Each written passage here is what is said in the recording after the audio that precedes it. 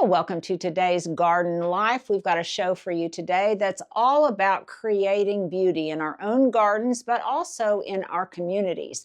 So I did an interview with Natalie at Oklahoma City Beautiful, and she is going to talk about this wonderful, wonderful, dear to my heart program to do just that, beautify Oklahoma City. I hope to become even more involved with Oklahoma City Beautiful in the future, so I hope it resonates with you. The other thing that I'm working on, as are you, and that is to beautify my own spaces and also correct some of my missteps in the past. And one thing that I resolve to do every year, and I don't do it, is refer back to my notes that will inform what I do in the future. So I hope you enjoy it. And what do you say? Let's do it. Let's do it.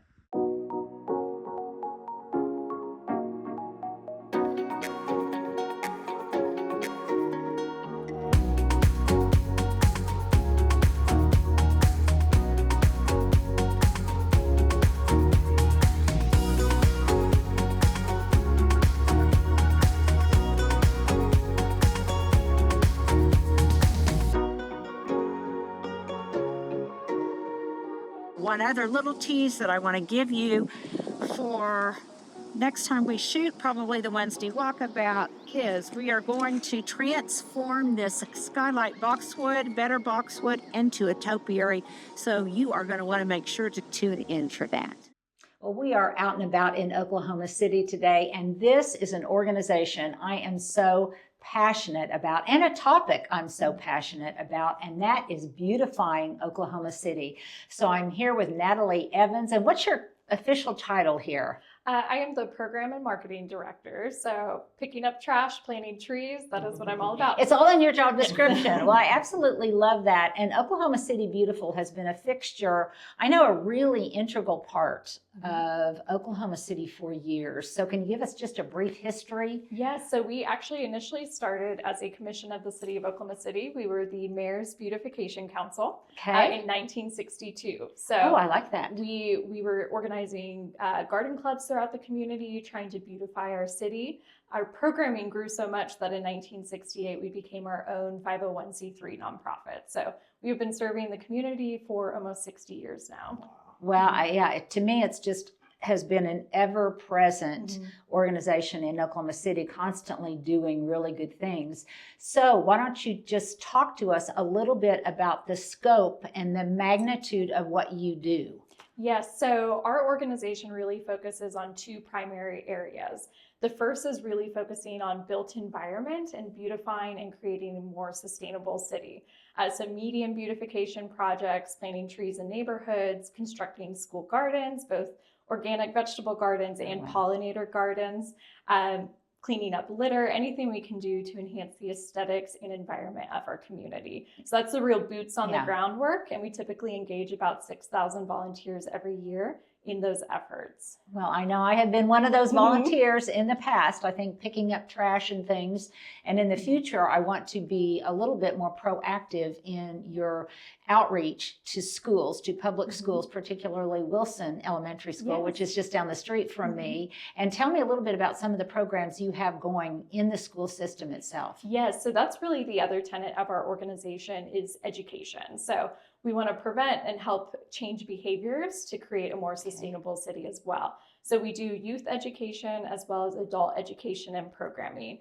In the schools, we do have a school garden program where we construct school gardens, but we also maintain and activate them. So we have 4 school sites, Wilson is one of them, where we have a trained garden educator who is there 10 hours per week, year-round, growing food middle of winter, middle of summer, and really engaging students in programming. So students learn about poetry and pollinators and healthy soil and weather and climate, and they really get this holistic approach to not only learning how to grow food, but changing nutritious habits and how to steward the earth as well. And where your food comes from. I think that, such an important message for kids that it doesn't come off of a grocery store shelf originally. Yes. And this is kind of its evolution from the point that you put the seed in the earth to the point where it shows up magically somehow on our grocery store shelves. So what are some of the most innovative modern kind of things you're doing right now?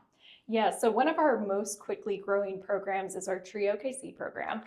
So I don't know if you were impacted by the October 2020 ice storm. I think everyone was impacted by the 20. In fact, Stuart, right here, let's put up some horrific images of some of the downed trees. Yes, so a significant portion of Oklahoma City's canopy was impacted during that time. So historically, we've planted trees since the 1960s, but we've really changed our model from where we previously planted in medians and parks. We still do those projects as well, but now we're really trying to bring canopy to the community. So we plant in neighborhood front yards. So we'll engage a neighborhood on a given day, rally volunteers, plant 100 trees for free for residents. Oh, wow. And that's really where we can get more growth for our canopy, is by scaling to private property and engaging neighbors as well in that effort. So are you in any way partnering with Oklahoma City right now? And I love this about our community, that we're starting to put in and install so many more mileage, what's the expression? Blocks of sidewalks throughout Oklahoma City. Are you in any way partnering with that city program to ensure that we get that wonderful shade as we walk? So one of our highest priorities is shade for sidewalks. So we do coordinate with the planning department on multiple different initiatives. We're very fortunate that the city of Oklahoma City is such a wonderful partner in that. And we do typically work with neighbors on planting in public right-of-way as well. And that's something where Public Works Department has helped us kind of facilitate some of the city processes so that we can do these large-scale plantings. And so we're really grateful for their support. Same with trails. We have a big initiative this spring to clean up every single mile of trail in Oklahoma City. I need to get my husband on that because he is so excited about the trail program. And we're going to have cyclists who have gear to carry around the litter. It's going to be a huge initiative on April 5th to clean up every mile of trail. So we're also working closely with the city of Oklahoma City on that as well, but really focusing on beautifying and shading spaces where people are walking and they need that shade the most. And I think it's important to say that when it comes to picking up litter and things like that in Oklahoma City, or in Oklahoma in general, it's a little bit like, stringing beads with no knot at the end, because the wind is perpetually sweeping down the plains and blowing litter in different places. So I think actually seeing someone picking it up makes each individual a little bit more mindful about their surroundings. And we always say it takes a community to keep our community clean. Yes. And I think a lot of people think, well, that's someone else's problem or someone else will take care of it. That's really what we try to change the narrative on, is we all should be empowered to take ownership in our public spaces. And so do you work pretty closely with the OSU Extension Center on recommended trees to plant in Oklahoma that do well, that are wind resistant, ice resistant? Yes, we work with so many partners, and we're fortunate that the extension is one of those. We also work closely with Oklahoma Forestry Services on recommendations for residents about what to plant. OSU has a great Oklahoma Proven Guide, not just for trees, but other types of plants that are drought tolerant and do well in our climate. So very fortunate to have them as a resource. We also bring them in for a lot of our public education classes.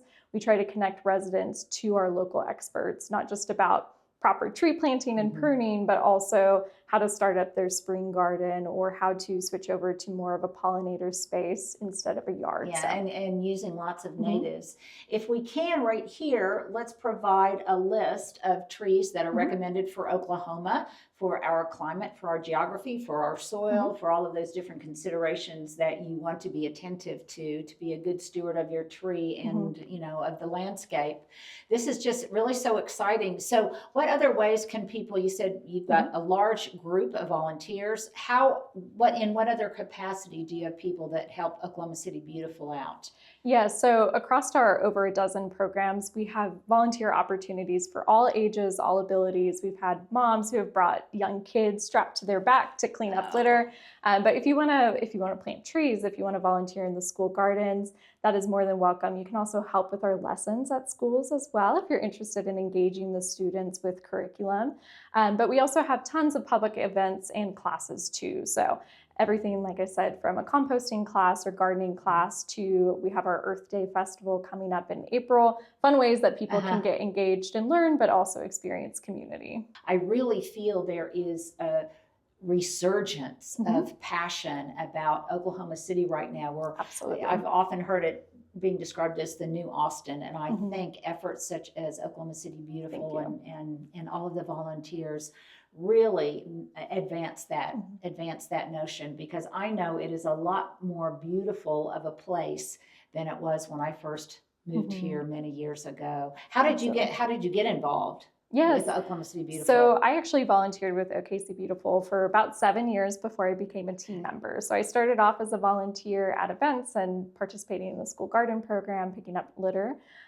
Became a staff member 4 years ago. I kind of stumbled into the environmental stewardship field. My master's is in public administration, so really focused on how do we bring neighbors together for complex problems. And I grew up on a farm in Northwest Oklahoma, so I've always loved nature. We grew up with a huge garden. Whenever I moved to Oklahoma City, I realized not all kids, not all neighbors have those experiences. Yeah. So I got to explore the creek in my backyard and climb trees, and not every kid has access to a tree in their front yard or a public park to go to. So we're really trying to bring nature to the community. And it's just such a wonderful way to get kids outside, you know, whether it's through Boy and Girl Scouts or through any of those kinds of things. It's just such a way to help children interact with nature instead of, you know, constantly being inside you know, playing with their digital devices. So there's something else coming up here pretty quickly. You've got a promotion coming. You want to talk a little bit about what's going on here at Oklahoma City Beautiful? Yeah, so we have so much coming up. Spring is our busy season. It's our huge Litter Blitz kickoff to engage residents in picking up litter. It's a great way to get involved for all abilities to participate in that. We also have our Earth Day Festival coming up on April 19th. We have our March 20th Distinguished Service Awards luncheon. So we're honoring 7 organizations and residents that have helped shape a more beautiful and sustainable community. There's also a huge conference that we're having this summer that I think would be of interest to your listeners as well. It's our Sustainable Urban Landscape Conference with partners like OSU Extension, the Oklahoma Conservation Commission, Kirkpatrick Foundation. We are having a 2-day conference that is filled with more than 20 sessions. It's all focused on how we can create beauty while also creating beneficial habitat as well. So we have so much for people to learn from that day. It's June 27th, 28th. Registration actually opened today. So very good. Well, if you will send me all of that information, I will be happy to give you a big shout out for all of those upcoming events on my social media platforms. And this is just so lovely of you to take your time to spend Thank you. We appreciate it, teacher. And please, I personally want to become more active with Oklahoma City Beautiful. So if come to the Wilson Garden, come hang out. We would love it. The kids would have so much to learn from you as well. I've already am kind of hooked up with Wilson. I'm already doing a number of different things with them, but it's just a wonderful way to give back to your community. And if you can do it, all of you gardeners out there who have talents and expertise and a real bedrock of knowledge, then this is a way that you can give back to your communities. Thank you. No, thank you. We appreciate it. Well, if you're like me, you have probably kept records of your garden for years. And if not, you're probably starting to, because you definitely know the value of keeping a record, a chronology, basically a history, if you will, of the garden and your garden spaces, to know what happened when, to inform kind of what, as I said, what you want to do in the future, but also make you maybe less anxious. So one thing I did was I was really concerned that my tulip bulbs and things, they just seemed to be so slow this year. So it was helpful for me to go back and look at my garden journals in the past to see what was happening at about this same point in time. And indeed, I realized, no, Linda, you don't need to be so nervous. There have been years when the garden has been this tardy. But I also am looking back at my notes that I made at this point in time in my garden journal. And by the way, I hope you guys have one, to look at what I wanted to do. I may have even made notes last winter about things that I wanted to do this time of the year in March, but then did I ever refer to those notes? No, I did not. And so no, I did not. So this is one of those things where I'm really going to take my own advice and refer back to those notations about, things that I really wanted to plant in my garden this year, because some of them I might need to start thinking about working on them now, if I want to seed certain plants, if I want to obtain certain plants, if I need to go to a nursery outside of the Oklahoma City area to see if I can locate a specific plant. I don't have a whole lot of that to do this year because the garden has definitely evolved and I don't have enough room anymore. But definitely it's all about the details. And if I don't think very intentionally about the details that I want to incorporate into my garden based on some of my observations in the past, then I'm going to miss the window of opportunity to do so. So I'm looking back at my different garden journals. And here's my question of the day. You know, how many years, might give a prize to whoever has kept a garden journal for the longest period of time. Here's very rudimentary ones that I've kept in the past from years ago when I kept every one of those tags as if I would look at them again in the future. Yeah. Okay, but I am. Okay, I actually am. I am actually looking at them in the future. Yeah, it is the future now, and now I am. And it's just a fun way to take a trip down memory lane. Wow, look. Now is time for some pre-spring. This was, some of you in Oklahoma City may remember Loretta Aaron, but this is really going back to when I was very first starting to garden. I did keep, looky there, that's one of my very first diagrams of the potager at the old house. Yeah. Yeah, can you see it right there? 1, 2, 3, 4. Yeah, 4 quadrants. Yeah, so it's just, I think it's kind of a fun thing to do. It's fun history, and it also gives you an idea of not just how far your garden has come, but how far the gardener has come in terms of your gardening skill, your gardening knowledge, your gardening sophistication, what you used to like that you don't like anymore. So that's my question of the day. I'm just curious about your garden journaling habits.